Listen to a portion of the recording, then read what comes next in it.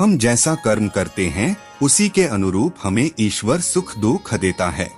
ईश्वर के सुख दुख का निर्धारण ज्योतिषी कुंडली में ग्रहों स्थिति के आधार पर करता है। जिस व्यक्ति का जन्म शुभ समय में होता है उसे जीवन में अच्छे फल मिलते हैं और जिनका अशुभ समय में उसे कटु फल मिलते हैं। ज्योतिष शास्त्र के अनुसार यह शुभ समय क्या है और अशुभ समय किसे कहते हैं। आप सभी दर्शकों का हमारे YouTube चैनल स्पिरिचुअल साधना पर हार्दिक अभिनंदन और स्वागत है। अमावस्या में जन्म।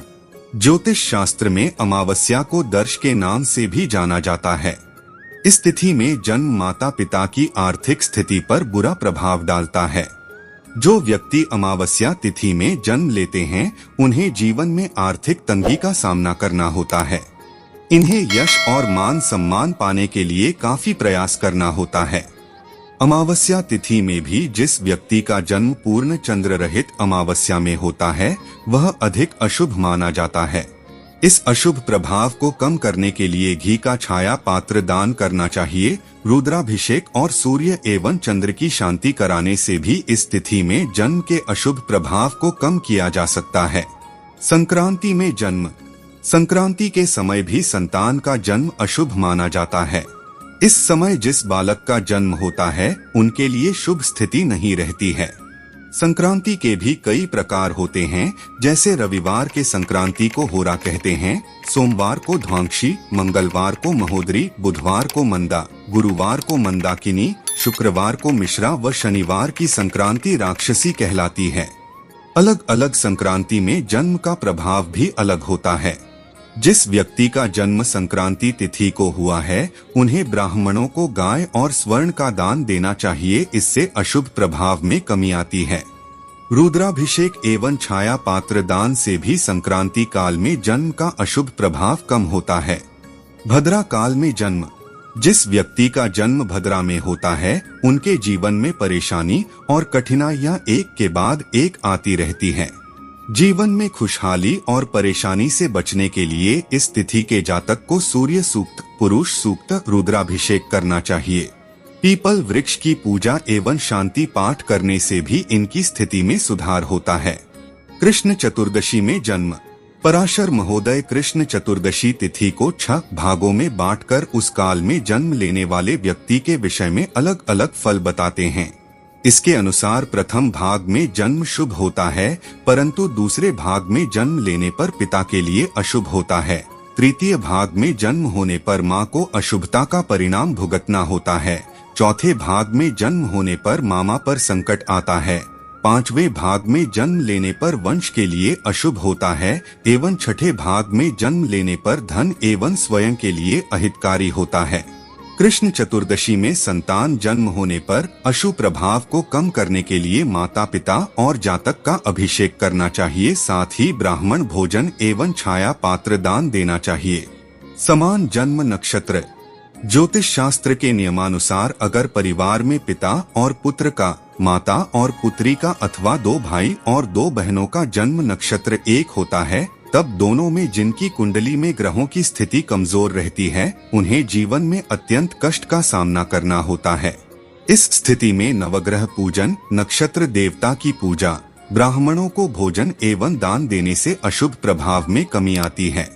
सूर्य और चंद्र ग्रहण में जन्म। सूर्य और चंद्र ग्रहण को शास्त्रों में अशुभ समय कहा गया है। इस समय जिस व्यक्ति का जन्म होता है उन्हें शारीरिक और मानसिक कष्ट का सामना करना होता है। इन्हें आर्थिक परेशानियों का सामना करना होता है। सूर्य ग्रहण में जन्म लेने वाले के लिए मृत्यु की संभावना भी रहती है। इस दोष के निवारण के लिए नक्षत्र स्वामी की पूजा करनी चाहिए। सूर्य व चंद्र ग्रहण में जन्म दोष की शांति के लिए सूर्य, चंद्र और राहु की पूजा भी कल्याणकारी होती है। सर्पशीर्ष में जन्म।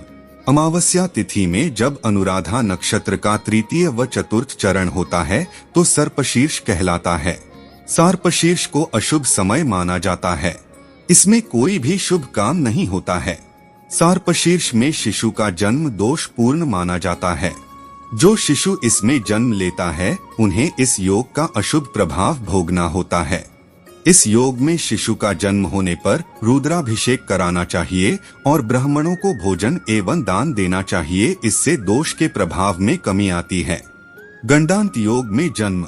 गंडांत योग को संतान जन्म के लिए अशुभ समय कहा गया है। इस समय संतान जन्म लेती है तो गंडांत शांति कराने के बाद ही पिता को शिशु का मुख देखना चाहिए। पराशर महोदय के अनुसार तिथि गंड में बैल का दान, नक्षत्र गंड में गाय का दान और लग्न गंड में स्वर्ण का दान करने से दोष मिटता है। संतान का जन्म अगर गंडांत पूर्व में हुआ है तो पिता और शिशु का अभिषेक करने से और गंडांत के अंतिम भाग में जन्म लेने पर माता एवं शिशु का अभिषेक कराने से दोष कटता है। त्रिखल दोष में जन्म। जब 3 पुत्री के बाद पुत्र का जन्म होता है अथवा 3 पुत्र के बाद पुत्री का जन्म होता है तब त्रिखल दोष लगता है। इस दोष में माता पक्ष और पिता पक्ष दोनों को अशुभता का परिणाम भुगतना पड़ता है। इस दोष के अशुभ प्रभाव से बचने के लिए माता पिता को दोष शांति का उपाय करना चाहिए। मूल में जन्म दोष। मूल नक्षत्र में जन्म अत्यंत अशुभ माना जाता है। मूल के प्रथम चरण में पिता को दोष लगता है, दूसरे चरण में माता को, तीसरे चरण में धन और अर्थ का नुकसान होता है। इस नक्षत्र में जन्म लेने पर 1 वर्ष के अंदर पिता की, 2 वर्ष के अंदर माता की मृत्यु हो सकती है, 3 वर्ष के अंदर धन की हानि होती है। इस नक्षत्र में जन्म लेने पर 1 वर्ष के अंदर जातक की भी मृत्यु की संभावना रहती है। इस अशुभ स्थिति का उपाय यह है कि मास या वर्ष के भीतर जब भी मूल नक्षत्र पड़े मूल शांति करा देनी चाहिए। अपवाद स्वरूप मूल का 4th चरण जन्म लेने वाले व्यक्ति के स्वयं के लिए शुभ होता है। अन्य दोष। ज्योतिष शास्त्र में इन दोषों के अलावा कई अन्य योग और हैं जिनमें जन्म होने पर अशुभ माना जाता है। इनमें से कुछ हैं यमघंट योग, वैधृति या व्यतिपात योग एवं दग्धादि योग हैं। इन योगों में अगर जन्म होता है तो इसकी शांति अवश्य करानी चाहिए।